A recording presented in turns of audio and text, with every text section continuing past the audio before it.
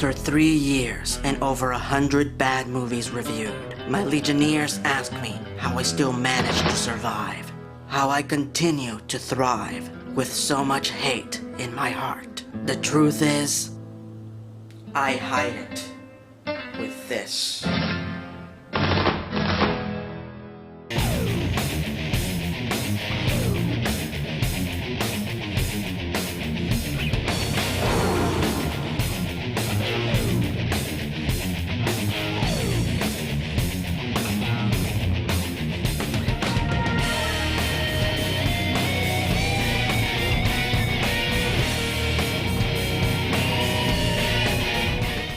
Greetings, fanboys and fangirls. I'm Erod and I'm the Blockbuster Buster. Very few characters appeal to me more than the sly fox, the clever bandit, the freedom-fighting folk hero, Zorro.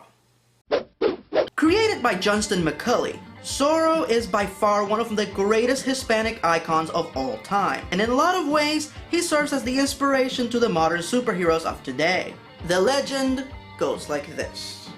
Don Diego de la Vega was a Mexican aristocrat who was sent away to Spain to finish his education. When he returned to his home in California, he found that his people were being overrun by cruel government officials and landowners. Diego decides to take matters into his own hands, so he applies both the physical and mental skills that he acquired in Spain to fight on behalf of his people, as everyone's favorite Z-carving bandit, Zorro. In the movie The Mask of Zorro, we see Diego at the end of his days as Zorro, on the verge of retirement, when suddenly his arch-nemesis Rafael Montero catches up with him and destroys his life. Thus, an elderly Diego must train a new young prospect, Alejandro Murrieta, to take on the mantle of the Fox, so he can get his revenge and keep the legacy of Zorro alive.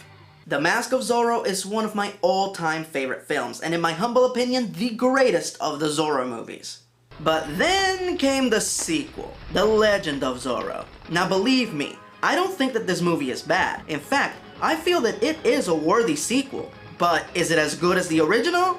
No, not even close. And it's definitely not without its silly or head-scratching moments. As usual, I do warn you, there will be spoilers ahead. So if you haven't seen The Legend of Zorro, you might want to stop the video here. But if you're ready to partake in a few of the Fox's furious follies, then join me as I count down the top 10 silly Zorro moments. But first,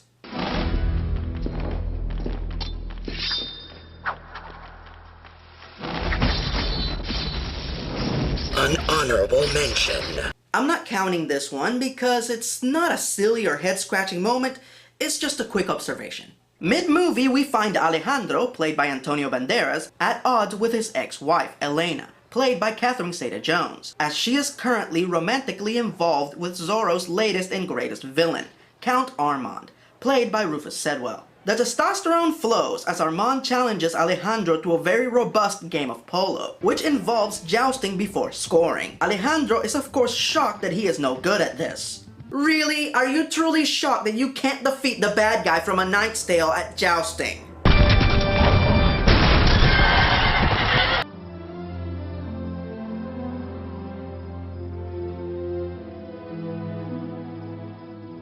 You have been weighed. You have been measured. And you have been found wanting.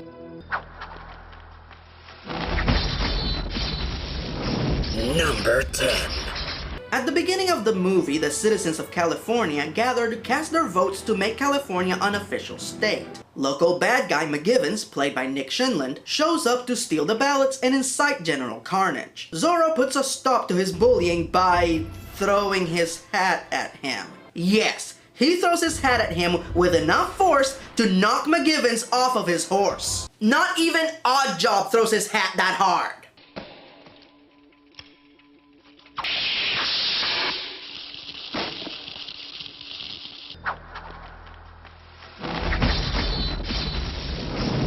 Number 9.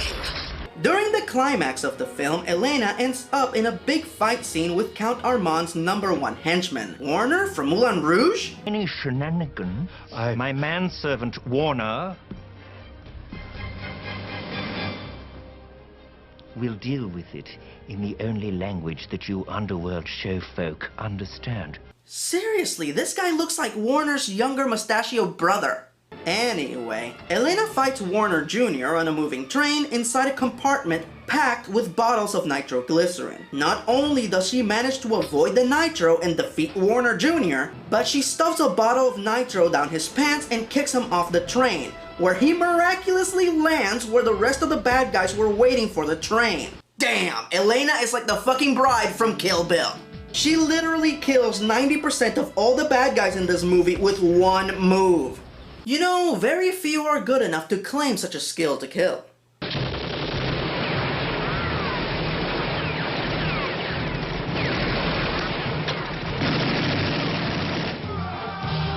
Now that is pretty badass.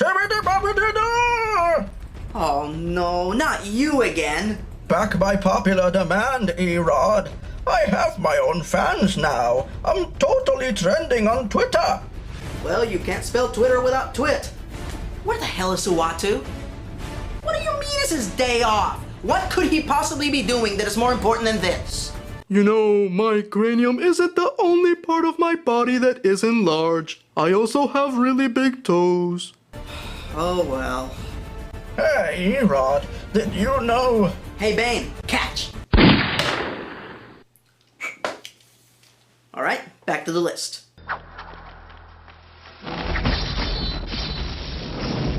Number 8. In this movie, we get to meet Alejandro and Elena's son, Joaquin, played by Adriana Alonso. There is this scene in which we see Joaquin at a typical day at school. And wait a minute, it's the same actor from the first movie! I'm not kidding! That's Tony Amendola playing Joaquin's teacher, and he also played Don Luis, a completely different character in the first movie. WTF, mofo, I haven't seen such a confounding time displacement paradox since the 6th Doctor shot the 5th Doctor before he even premiered as the 6th Doctor. If you try to leave again, my men will shoot to kill. Hello, I'm the Doctor. Wait, how did he and the... Oh, never mind, let's just move on with the list. Number 7. Throughout the movie, Zorro is aided by his trusty sidekick, Friar Felipe, played by Julio Scarmechoso. All the while trying to protect Joaquin, Friar Felipe is shot in cold blood by the villainous McGivens. This is one of the most dramatic and hard-hitting moments in the movie, but they fuck it up by having Felipe show up alive and well to aid Zorro during a fight scene. And how did Felipe survive the gunshot? Thank God. You're alive. I already did.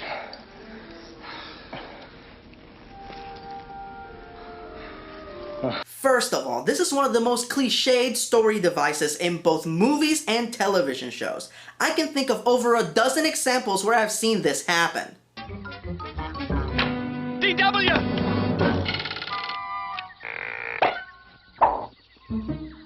Phew! Talk about a lucky break. Lucky? You have any idea what 8x10 glasses cost these days? But what bothers me the most is that they didn't even bother to give the moment a fresh spin. Cause guess what? A cross necklace? Stopping a bullet? 3 Musketeers!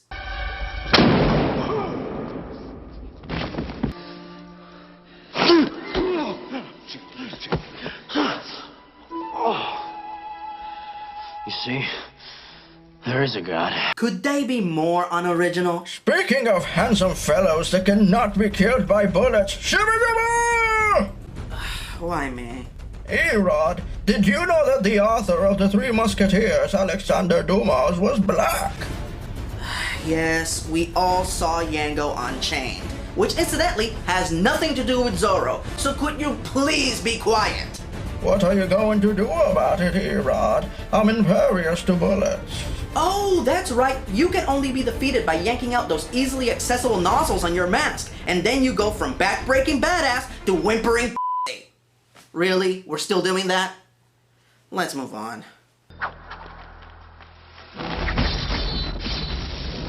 Number 6.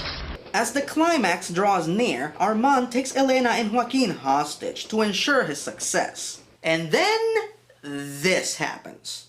I can't wait till my puppy kicks your Joaquin. If that moment seemed familiar to you, it should. Pancho, My dad is going to kick your ass. Yup, this movie ripped off The Mummy Returns. You know what? I don't need a punchline for this.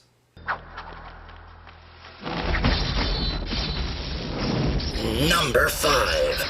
The true conflict in this film begins when Elena accuses Alejandro of spending too much time fighting crime and injustice, instead of spending time with his family. To the point that when he refuses to quit being Zorro, Elena throws him out of the house. Now, before I say anything, I want to stress the fact that all these scenes are excellent. Both Antonio and Catherine did a magnificent job of taking their characters through the gauntlet of emotion that such marital arguments can entail. What bothers me is the writing. Elena married Zorro. She knew he was Zorro when they got married. And now she's mad at him for doing what he was trained and charged to do by Don Diego? Now, if she didn't know that he was Zorro and he was mysteriously sneaking in and out of the house at all hours, I'd totally agree with her. But all I'm saying is that she knew what she was signing up for. And if Lois Lane and Mary Jane can cut their Superman some slack, so can she. Go get him, Tiger.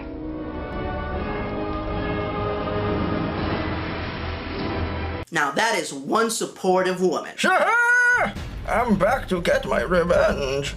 Jeez, alright, what are you gonna do? Kill me with your bare hands? Don't be ridiculous, Erod. I will momentarily incapacitate you. Then I will put you in a prison halfway around the world where you will have free cable. And you will share a cell with a skilled physician who will nurse you back to health just in time for you to escape through the big hole in the ceiling. That is the stupidest fucking thing I have ever heard in my life. Wouldn't it just be easier to shoot me? See, Rod, that's why you will never be a supervillain. Let's just carry on.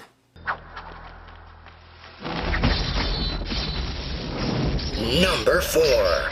So our big final battle sees Zorro take on Armand on top of a moving train. Now usually my suspension of disbelief allows me to ignore the fact that Zorro's hat never blows off, even though he's on top of a train moving at full speed. But this movie pushes said suspension of disbelief to the limit. There are moments in this fight where Zorro is hanging upside down and he doesn't lose his hat. Come on, even Indiana Jones would lose his hat.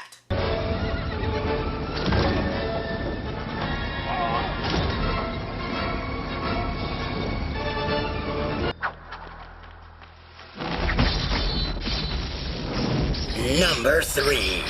In the last film, Tornado, Zorro's horse, got a few funny moments, but they were incidental. Nothing that would stray away from believable animal behavior.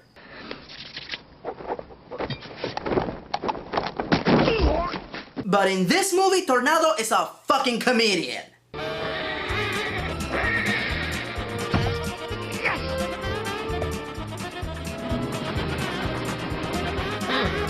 Give me the back. Hey, there you go. You had enough.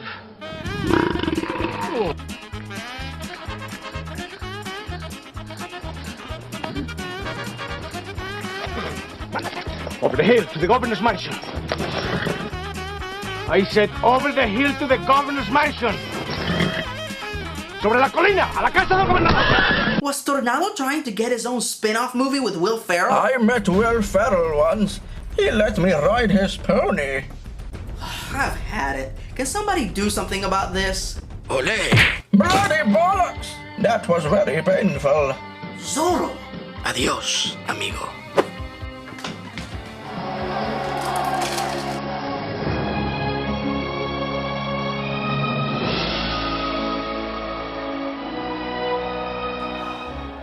That guy is awesome.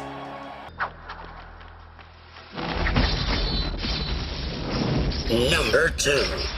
In the end, as usual, the day is saved, and California is officially made a state. The usual elusive and mysterious Zorro attends the ceremony, which also includes President Abraham Lincoln. Zorro is standing next to Abraham Lincoln. Okay, I have to admit, this moment is equally as silly as it is awesome. Zorro, one of the greatest folk heroes in all of literature, sharing the same space as one of our greatest presidents. The only thing that would make this moment more awesome would be if Zorro and President Lincoln teamed up to save the slaves from vampires. Hey, is it just me or does that vampire look a little familiar? This is all starting to make sense now.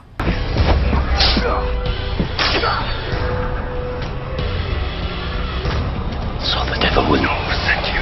Why haven't they made that movie already? You know what? The only thing that I can think of that would make that moment even better would be if after Zorro and President Lincoln finished defeating the vampires, President Lincoln delivered a prepared speech and finished it by saying, Be excellent to each other. And party on, dudes! and that would be the most awesome day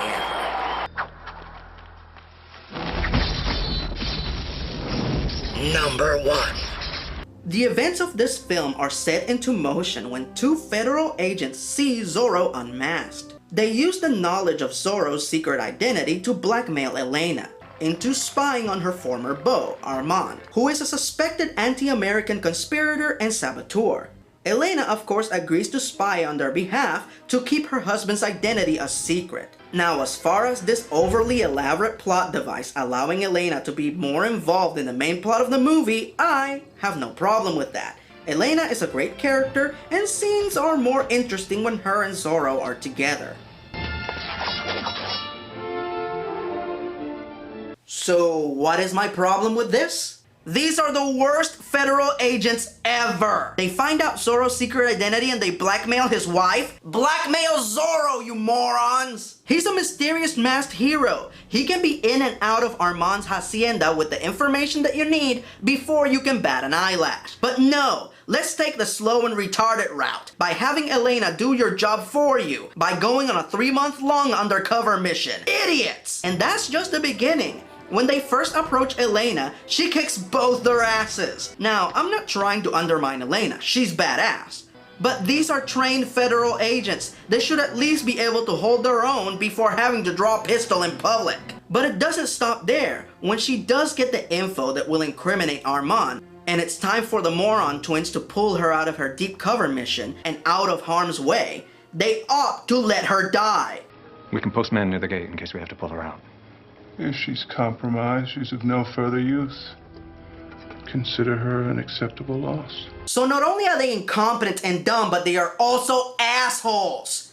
Here's an interesting fact. If you were ever to go to a prison, you will see that there is a line painted on the floor in front of all of the jail cells. The idea is that you are not supposed to cross that line when there is an inmate inside of a cell. Do you want to know why you're not supposed to cross that line?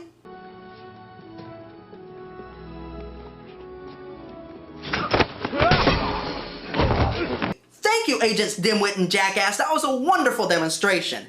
You know, these guys are lucky that Zorro and Elena were there to lend a hand. Because if they were to go against Armand on their own, they would be dead in a second.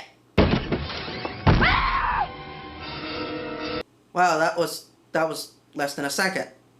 Damn. Oh well, so those were my top 10 silly Zorro moments. But in spite of them, I still love this freaking movie. The actors are great, the comedy works, the action sequences are top-notch, you just have to put up with the occasional silly moment. Next week, it's back to basics. Until then, I'm Erod, and I'm the Blockbuster Buster. Adios, amigos. When daggers are pointed at innocent hearts and muskets are ready to fire, where tyrants ride high and govern with fear as the